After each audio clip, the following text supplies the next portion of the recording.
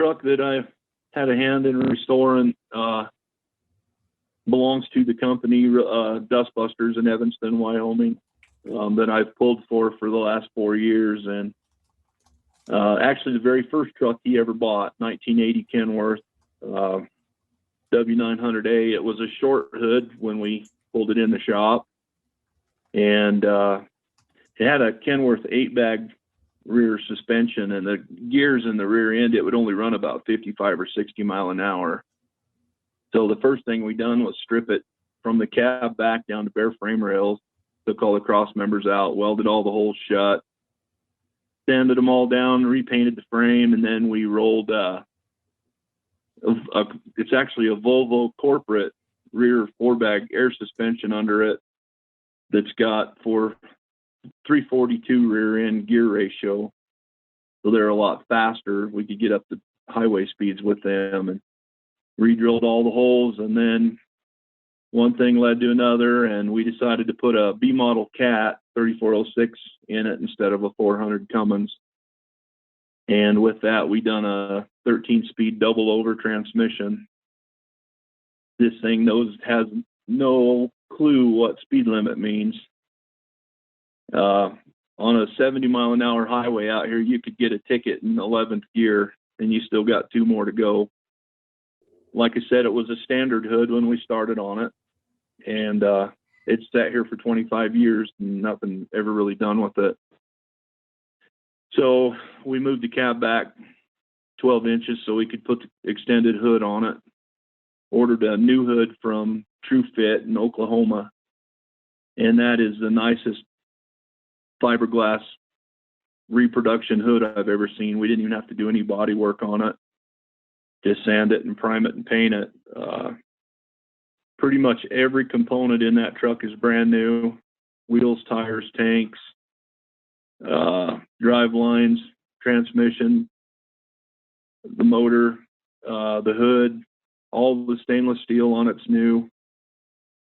And they were wanting to build a flatbed to hold the super sacks, the salt that we bag up and sell around the area. And we wanted to do a roll-off bed on it, tow bed, so that it was a little more versatile than just a flatbed tractor.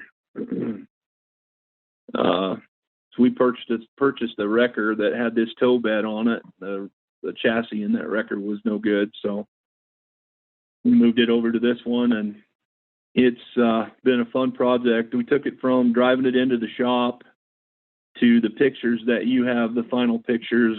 We did that in about 16 weeks. There was a week for Christmas that we didn't work, but it was pretty much just as hard as we could go. That's pretty quick. Yeah. When did you finish up exactly? Was it in January here? Yeah, right around the end of, let's just say the 1st of January. I put all new interior in it today that we got from Day Cab Company down there in Tennessee where you're at. And man, it's beautiful. We put leather seats in it. They're gray leather. And then we had the interior matched to the gray of the seats, and we did blue buttons. It's diamond tuft. And them guys down there at Day Cab Company, I have never seen that kind of quality in interior panels in my life. They do an extremely sweet job on that. The tow bed that we bought for it had a goofy aluminum headache rack on it, and we didn't like it. So we bought a chest style headache rack like you'd put on a flatbed truck that's got toolboxes in it.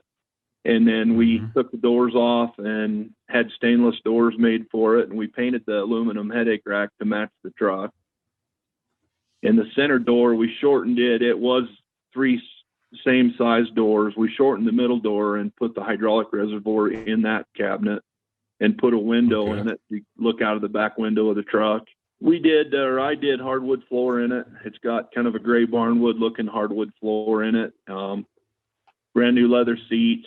The dash is all digital gauges, and then all the dash panels I fabricated. Cole Potter, the shop foreman here, he hydro dipped them, and if I could get you some decent pictures, that dash it's blue, but it's got black and gray skulls in it.